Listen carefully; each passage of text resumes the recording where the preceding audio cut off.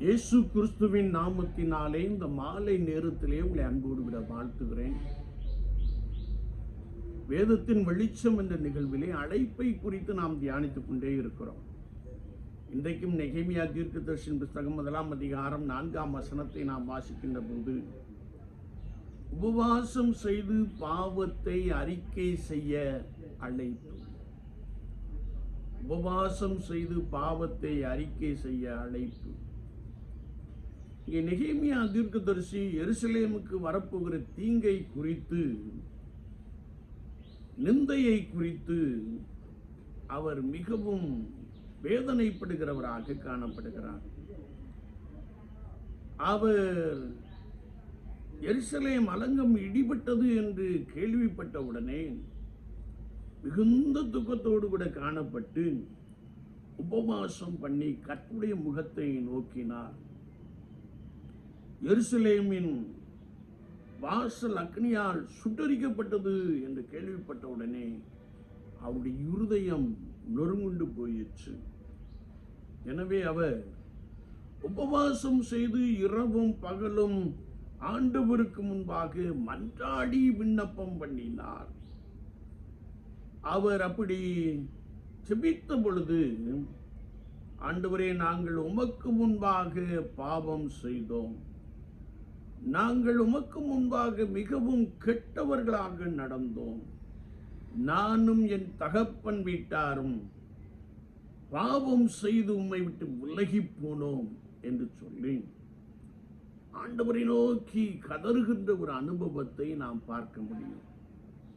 என்னை கேட்டுக்கொண்டிருக்கின்ற என் அன்பு சகோதரனே, சகோதரியே, கர்த்தருடைய சமூகத்திலே நான் உபவாசத்தோடு கூட காத்திருக்கின்ற பொழுது, நம்முடைய நிலைமையை உணர்ந்தவர்களாக, நம்முடைய பாவத்திற்காக, நம்முடைய ஜனத்தின் பாவத்திற்காக, தேசத்தின் பாவத்திற்காக நான் கர்த்தரை நோக்கி உபவாசம் செய்து ரட்சிப்பை உண்டு பண்ணும்படியாய், ஆண்டவர் இடிக்கப்பட்டிருக்கிற ஆத்துமாக்களை கட்டி எழுப்ப பண்ணும்படியாய், பாவங்களை அறிக்கை செய்து உபவாசிக்க வேண்டும் என்பதை குறித்து வேதம் நமக்கு தெளிவாய் கற்றுக் கொடுக்கிறது.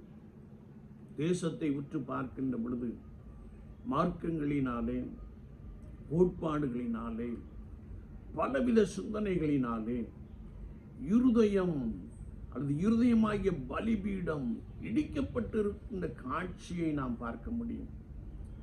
எனவே எல்லா மனிதரும் ரட்சிக்கப்படுவதே தேவனுடைய சித்தமாக இருக்கிறது என்ற வார்த்தையின்படி,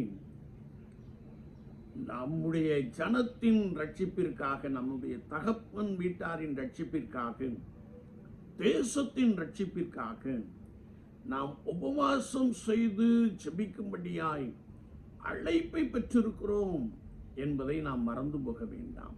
நெகேமியா எருசலேமின் அலங்கம் இடிபட்டதையும் அதன் வாசல் சுட்டரிக்கப்பட்டதையும் கண்டு நொறுங்குண்ட இருதயத்தோடு கூட உபவாசம் செய்து ஆண்டவரை நோக்கி மன்றாடி, என் பாவத்தை, என் ஜனங்களின் பாவத்தை, என் தகப்பன் வீட்டாரின் பாவத்தை, என் தேசத்தின் பாவத்தை மன்னியும் ஆண்டவரே என்று சொல்லி வேண்டுகிற ஒரு காட்சியை குறித்து வேதம் சொல்லுகிறது. விசுவாச வாழ்க்கையிலே உபவாசிக்கின்ற பொழுது நாம் நம்முடைய நிலைமையை உணர்வோம், நம்முடைய பாவத்தை அறிக்கை செய்வோம். பாவத்தை மறைக்கிறவன் வாழ்வடைய மாட்டான், அவற்றை அறிக்கை செய்து விட்டு விடுகிறவனோ இரக்கம் பெறுவான் என்ற வசனத்தின்படி அறிக்கை செய்து பாவத்தை விட்டுவிட்டு கர்த்தரண்டை நெருங்கி சேருகிற ஒரு உன்னதமான அனுபவத்தை பெற்றுக்கொள்வோம். நாம் உபவாசம் செய்து பாவங்களை அறிக்கை செய்யும்படியாய் ஆண்டவர் குறிப்பாக இந்த லெந்தனு நாட்களிலே நம்மை அழைத்திருக்கிறார். இந்த நாள் சரீரத்தை ஒடுக்குகின்ற ஒரு நாள்.